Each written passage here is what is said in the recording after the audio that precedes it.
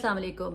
कल रात को एक वीडियो मंजर आम पर आती है जिसमें उस्मान डार की वालदा जो हैं वो अपने फटे हुए गिरेबान के साथ बताती हैं कि रात के अंधेरे में 20 से 25 अफराद जो है उनके घर के दरवाजे तोड़कर अंदर दाखिल होते हैं और उनके साथ जोदोकोब करते हैं और उस दौरान उनके गिरेबान जो है वो भी जो है वो फट जाता है। उसके बाद ऑब्वियसली इस एक्ट को किसी भी तरह से जस्टिफाई नहीं किया जा सकता। आपको कोई भी वो किसी भी पॉलिटिकल पार्टी से ताल्लुक़ रखता हो। इसके बाद हमारे जो डीपीओ हैं सियालकोट के, वो अपना एक वीडियो स्टेटमेंट रिकॉर्ड करवाते हैं सोशल मीडिया के ऊपर और वो कहते हैं कि जो उस्मान डार की जो और उमर डार की जो वालिदा है वो झूठ पर मबनी जो है वो स्टेटमेंट दे रही हैं। किसी ने उनके साथ ज़ोर ज़बरदस्ती नहीं की, किसी ने घर के दरवाजे नहीं तोड़े गए, ब्ला ब्ला ब्ला। लेकिन उसके बाद जो है एक और ऑडियो रिलीज की जाती है जो कि आई थिंक 6 मिनट लॉन्ग होती है, जिसमें जो है उस्मान डार और उमर डार की जो वालदा है वो बता रही हैं कि जो पुलिस के लोग जो थे वो बिहाइंड द डोर उनसे दरवाज़ा खोलने के लिए रिक्वेस्ट कर रहे हैं और वो उनको कह रहे हैं दरवाज़ा खोल दें, लेकिन वो कह रही हैं हम दरवाज़ा क्यों खोलें। और देखा जा सकता है कि जो उनकी बहू है अपने छोटे बच्चों के साथ कमरे के अंदर मौजूद हैं, जो कि बहुत ही ज़्यादा इल्तिजा कर रही हैं कि आप हमारे घर के दरवाजे मत तोड़ें, यहाँ अंदर कमरे में कोई नहीं है, हम सिर्फ ख़वातीन हैं। लेकिन कोई गालम गलोच नहीं की जा रही थी। वो उस्मान डार और जो उमर डार की वालदा है वो बेटा बेटा करके मुखातिब हो रही हैं। जो लोग थे पुलिस या जो भी सिविलियन आई डोंट नो दरवाजे के दूसरी तरफ थे, बच्चे मासूम बच्चे जो हैं वो मिन्नत समाजत कर रहे थे कि पुलिस अंकल आप ऐसा मत करें, आप हमें छोड़ दें। सो वो बच्चे की आओ बका मैं माँ होते हुए मैं बिल्कुल नहीं सुन सकी ये। जब मैंने ये ऑडियो सुनी तो आई वाज इन टीयर्स। हमें लाख इख्तलाफ हो सकता है किसी भी पॉलिटिकल पार्टी से, लेकिन मनाज़िर जो आवाज़ें थी वो बहुत ही तकलीफ दे थी।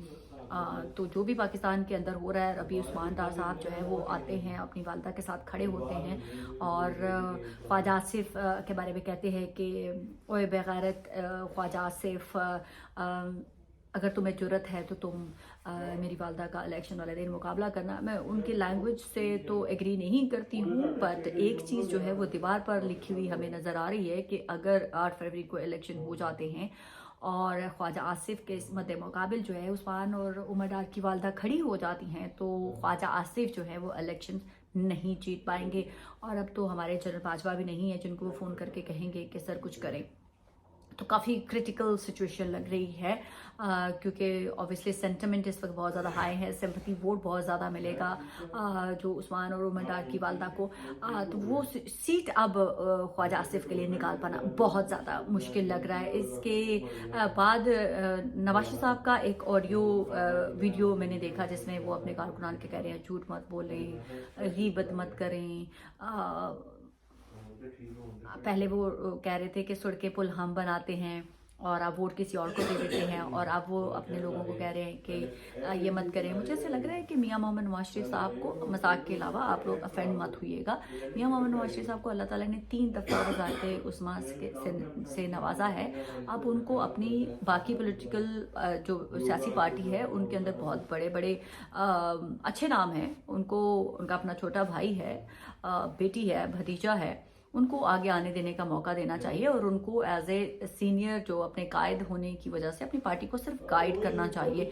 और लाजमी नहीं है कि वो प्रैक्टिकली पार्लियामेंट का हिस्सा रहेंगे तो ही उनकी पार्टी जो है वो कायम दायम रहेगी। या उनकी बेटी की जो सियासत है, उनकी बेटी काफ़ी अच्छी सियासत कर रही है, मुझे वो पसंद हुई या ना हो, उन्होंने उनकी गैर मौजूदगी में अपनी पार्टी को, अपने बाप के नाम को जिंदा रखा, उससे उनका ये क्रेडिट कोई नहीं छीन सकता। तो मियाँ साहब को थोड़ा सा बैक सीट पे जाकर पॉलिटिक्स को दूर से ऑब्जर्व करना चाहिए, मुझे ऐसे लगता है, क्योंकि उनकी बातों में तवाज़ुन मुझे आजकल नज़र नहीं आता। वो शिकायती मूड में बहुत ज़्यादा है। इस दिन पीटीआई ने वर्चुअल जो ऑनलाइन जलसा किया उसमें बहुत सारी ऐसी शख्सियात के जब चेहरे देखने को मिले तो मुझ समेत बहुत सारे लोग एक फ्यू सेकंड के लिए स्टंट रह गए, फ्रीज हो गए कि ये कौन लोग हैं जो पीटीआई वर्चुअल जलसे के अंदर खिताब कर रहे हैं। तो हमें गौर से देखना पड़ा कि उसमें जरताज गुल, सूरी साहब समेत और पीटीआई के बहुत सारे रहनुमा जो इस वक्त अंडरग्राउंड हैं, क्योंकि इमरान खान साहब ने उनको कहा था कि गिरफ्तारी से बेहतर है आप लोग अंडरग्राउंड हो जाएं, वो इस कदर कमज़ोर और उनके फेस फीचर्स जो थे वो अपनी उम्र से बहुत बड़े लगे। सरताज गुल स्पेशली उनका एक बहुत ही फ्रेश और खूबसूरत चेहरा था। मुझे वो पसंद नापसंद के मैं बगैर अपनी ओपिनियन दे रही हूँ। वो बहुत ही मुरझाई हुई, बहुत ही अपनी उम्र से बड़ी लग रही थी। सूरी साहब को देख के मैं स्टंट रह गई कि ये कौन शख्स है। बाद में रियलाइज हुआ कि ये तो सूरी साहब है। मैं बहुत एक मेरा फर्म बिलीव रहा है कि जब आप खुद साख्ता गुमनामी में या अंडरग्राउंड जाते हैं तो आप लोगों से उस तरह से इंटरेक्शन नहीं कर पाते हैं, क्योंकि आपको अपनी आइडेंटिटी छुपानी होती है, क्योंकि आपको अपनी लोकेशन छुपानी होती है कि लोगों को पता ना चल जाए कि आप कहाँ पर हैं। ये भी एक किस्म की खुद साख्ता एक जेल होती है, जो आप अपने आप को खुद साख्ता जेल के अंदर अपनी आपको दूसरों से आइसोलेट रखकर कहीं एक जगह पर महदूद हो जाते हैं। तो वो साइकोलॉजिकली आपके ऊपर असर होता है, आप स्ट्रेस में जाते हैं, आपकी भूख मर जाती है, तो जिसके नतीजे में आपका वजन कम होना, आपको स्ट्रेस जो है वो आपके चेहरे पर भी नजर आती है। इसी तरह से जब इमरान रियाज का मैं यहाँ पर जिक्र करना बहुत जरूरी समझती हूँ। मुझे पता है आप लोगों को बहुत ज्यादा इख्तलाफ होगा, पर मैं इमरान रियाज को भी उसी जुमरे में पहले दिन से मेरा फर्मली बिलीव था कि उसने भी खुद साख्ता गुमनामी में था, वो खुद साख्ता रूपोशी में था, क्योंकि उनको किसी एजेंसी ने नहीं उठाया हुआ था।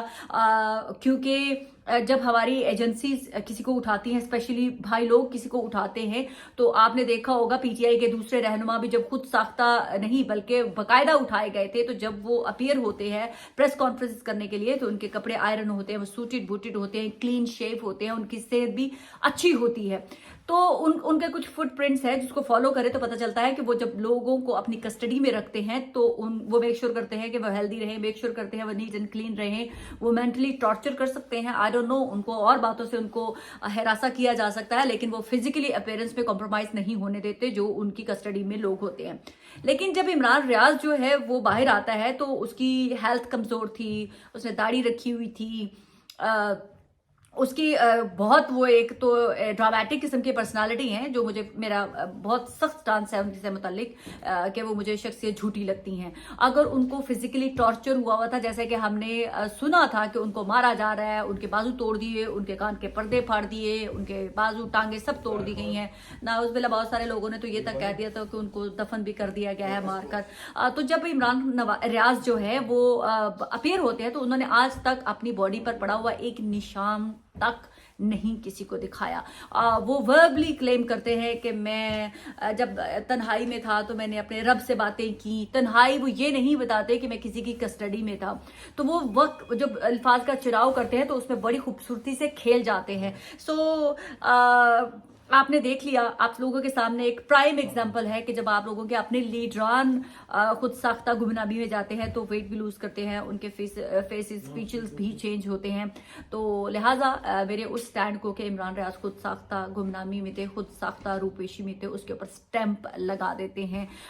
तो मैं फिर वही कहूँगी जाते जाते कि जो सियासी लोग होते हैं उनके साथ विक्टिमाइजेशन हो रही है, उसमें कोई दो राय नहीं है, और उन लोगों के साथ मेरी सिंपैथी है, बिल्कुल उसी तरह से जिस तरह से माजी में नून लीग के पीपल्स पार्टी के लोगों के साथ ये सब कुछ हुआ और मेरी सिंपैथी उनके साथ भी थी। इसी तरह से अब अगर पीटीआई के वर्करों के साथ, उनके लीडरों के साथ कुछ भी हो रहा है, मेरी सिंपैथी उनके साथ 100% है। लेकिन इस किस्म के जो पैपेटियर्स होते हैं, जो फनकार होते हैं, जो खुद साख्ता गुमनामी में जाते हैं और अपनी ज़बान बेचते हैं और अपने अल्फाज बेचकर जो है यूट्यूब से पैसे कमाते हैं, इनसे दूर रहें। और मेरा इख्तलाफ उनके साथ आज भी उसी तरह से फर्मली स्ट्रॉन्ग और बिलीव है कि ये ड्रामेबाज हैं, ये फ्रॉडस्टर्स हैं। खुदा हाफिज़। पाकिस्तान जिंदाबाद।